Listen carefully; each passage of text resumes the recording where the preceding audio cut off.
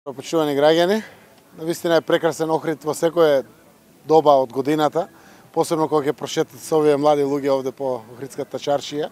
Денеска сме овде да поминеме по чаршијата, да разговараме со раководителите на одредени сектори, со граѓаните, заради тоа што развојот и растот на секој дел од нашата земја е важен.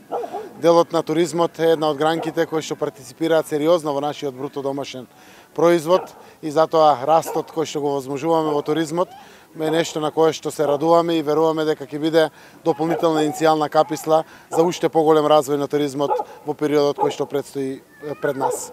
2019 година ја завршивме со преку 1,2 милиони туристи или 5,8% повеќе од претходната 2018 година, што само по себе трендот покажува дека мерките кои што се преземени даваат резултат.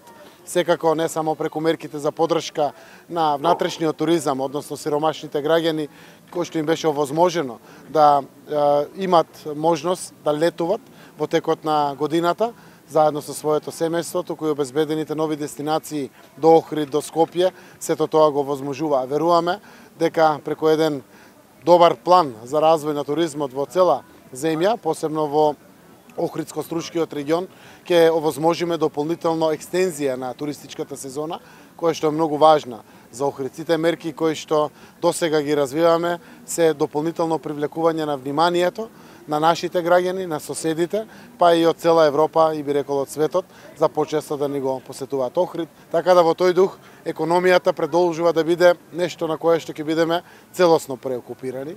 Јас верувам дека на решени работи со соседите, на интегрирана земја во НАТО, започнати преговори со Европската Унија, изградено пријателство со соседите, и како можеме да очекуваме и позначаен развој во областа на туризмот, но и севкупен економски раст и развој на нашата земја.